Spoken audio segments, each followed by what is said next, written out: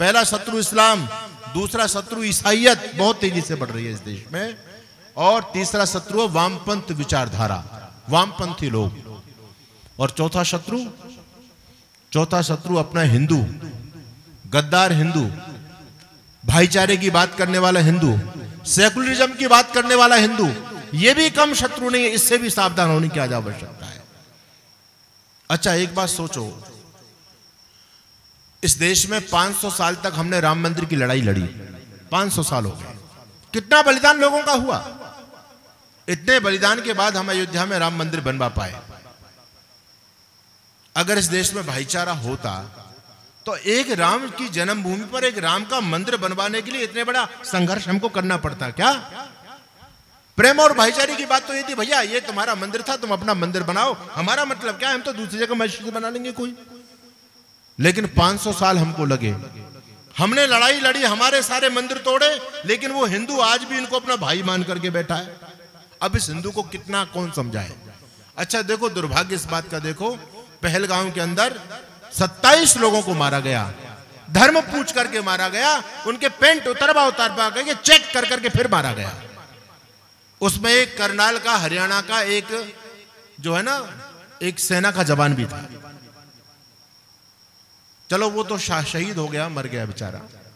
उसकी पत्नी भी थी, उसका वीडियो वायरल हो रहा था, अपने पति के शव के साथ बैठी हुई थी। लेकिन आज जब सुबह मैंने कल जब स्टेटमेंट उसका पढ़ा तो मैं देख करके हैरान हो गया।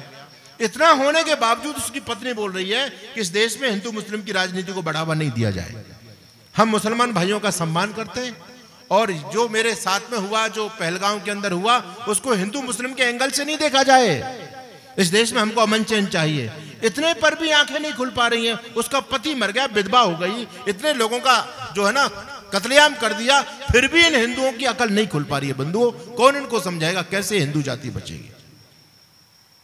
इसलिए सावधान हो जाओ। आर्य समाज आपको जगा रहा है। अब मैं आपको कुछ विकल्प देता हूं, अब आपको कुछ समाधान देता हूं कि इस देश को बचाना चाहते हो।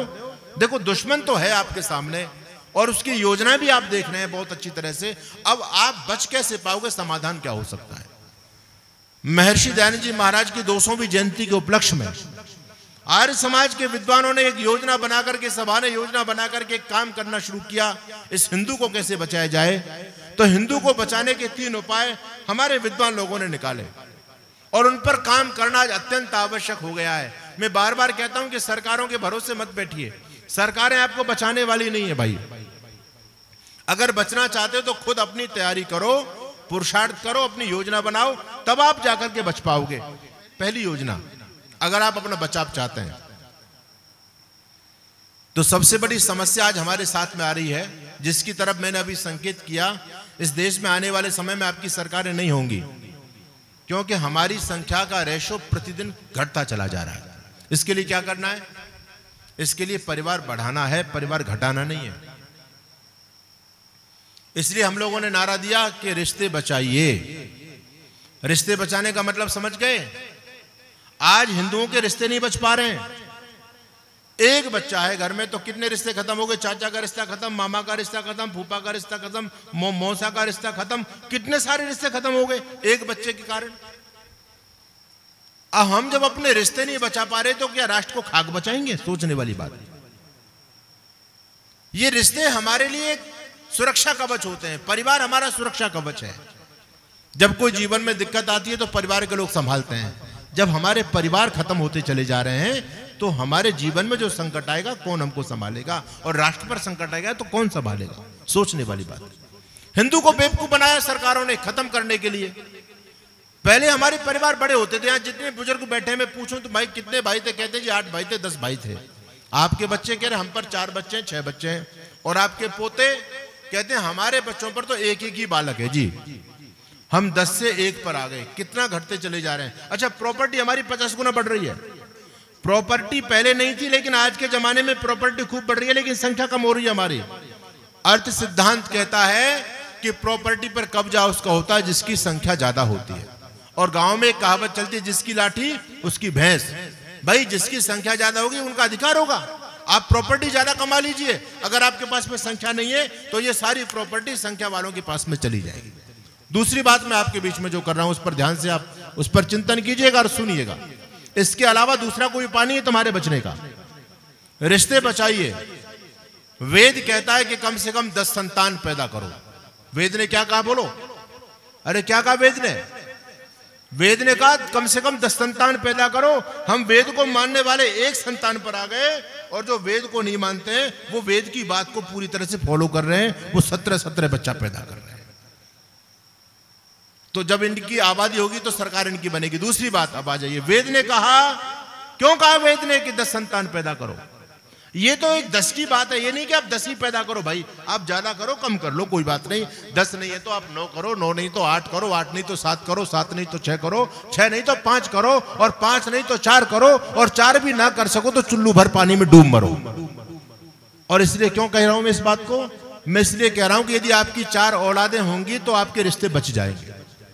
अच्छा, 2 बेटे और 2 बेटियां हो घर में तो बोलो सारे रिश्ते बच गए। ताऊ का रिश्ता बच गया, चाचा का रिश्ता बच गया, मौसी का रिश्ता बच गया, और बुआ का रिश्ता बच गया।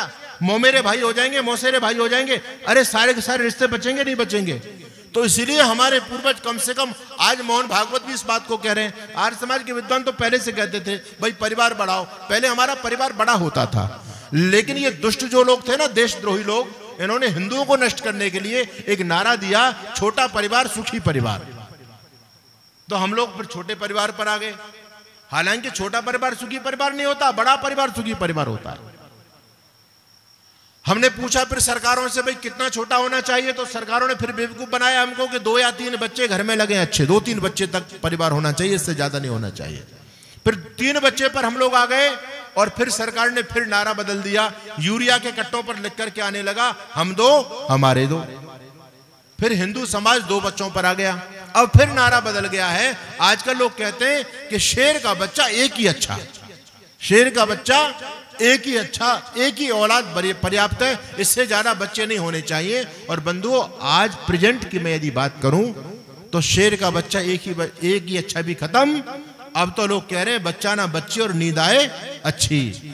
आप देखो मोबाइल पर इस देश में ऐसे राष्ट्रद्रोही गैंग सक्रिय हो चुके हैं। इस देश में एक मूवमेंट काम करता है जिसका नाम है child free India, no child India.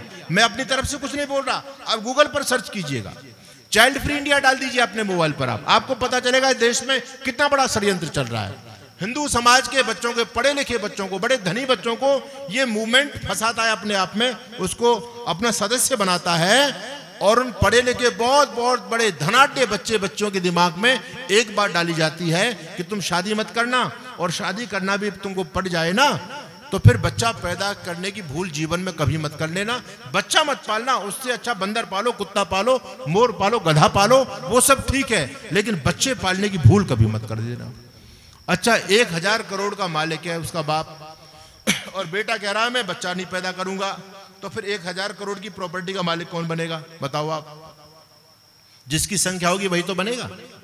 तो कितना बड़ा षड्यंत्र है। दिल्ली के अंदर, बंबई के अंदर, बड़े बड़े शहरों के अंदर आजकल योजना बन रही है, और आजकल बड़े बड़े सेमिनार आयोजित किए जा रहे हैं, और उन सेमिनारों में हिंदू लड़के लड़की जाकर के शपथ लेते हैं और कहते हैं हम दोनों शादी जब करेंगे, आज हम बॉन्ड भरते हैं, मुझे पानी लाओ जरा एक बार, हम बॉन्ड भरते हैं कि शादी के बाद में हम कोई भी पति पत्नी आपस में एक दूसरे पर बच्चा पैदा करने के लिए फोर्स नहीं करेगा, तब हम शादी करेंगे। ये मैं अपनी तरफ से नहीं बोल रहा, आपको गूगल पर सब मिलेगा, बड़े बड़े शहरों में सम्मेलन हो रहे हैं।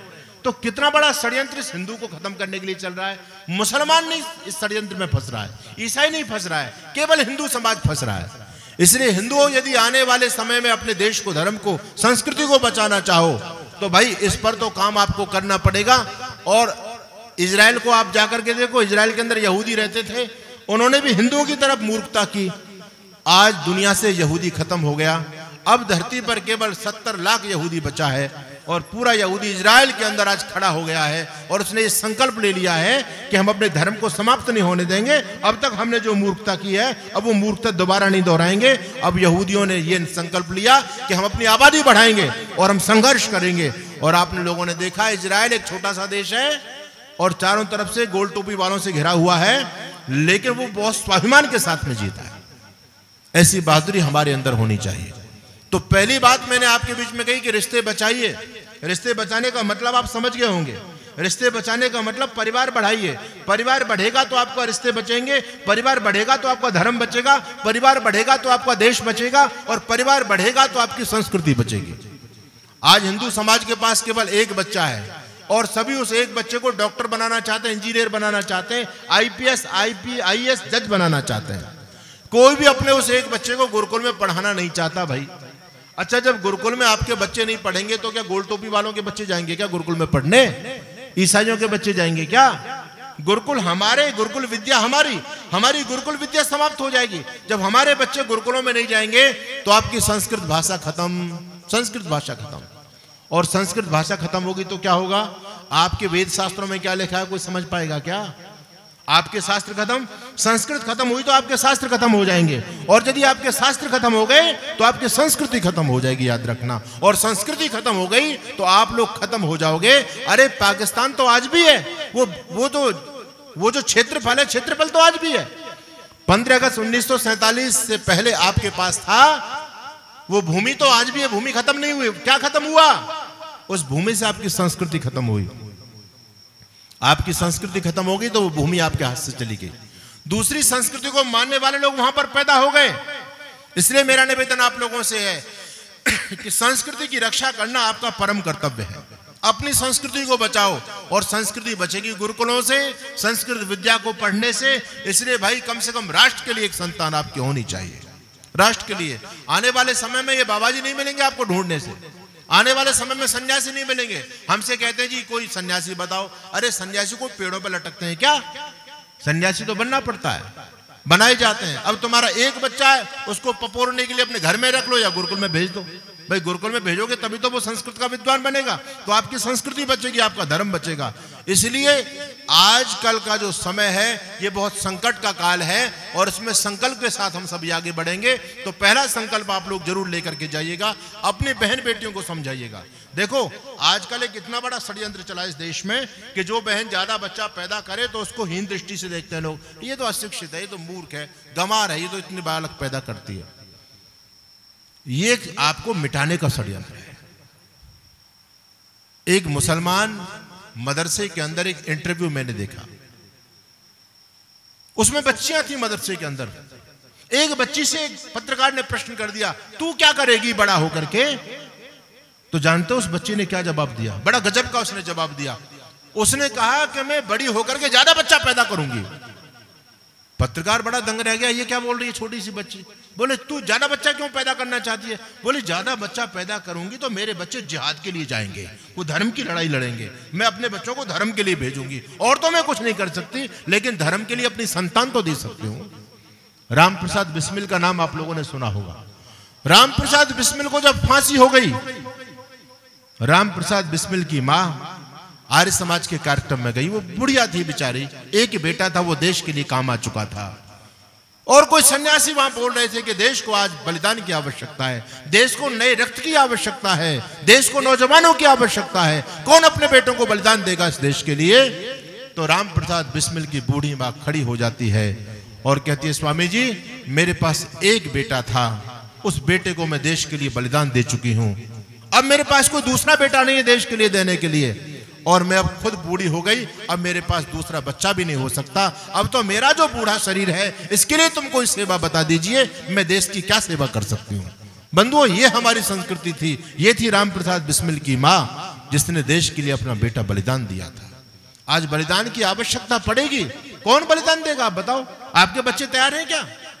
अरे मैं कहता हूं दोबारा से भाई सरहिंद के किले की दीवारें फिर उठाई जाएंगी। अब वो दिन दूर नहीं है। भगत सिंह जिसके लिए बलिदान हुए, चंद्रशेखर जिन चीजों के लिए बलिदान हुए, जिस रामकृष्ण की संस्कृति की रक्षा के लिए, आज रामकृष्ण की संस्कृति को खत्म करने का षड्यंत्र देश में चल रहा है। तो इस संस्कृति को बचाने के लिए बलिदान की आवश्यकता पड़ेगी या नहीं पड़ेगी? बोलो भाई। दो काम हो सकते हैं, या तो बलिदान के लिए तैयार हो जाओ या फिर कलमा पढ़ना सीख लो, तब बच जाओगे।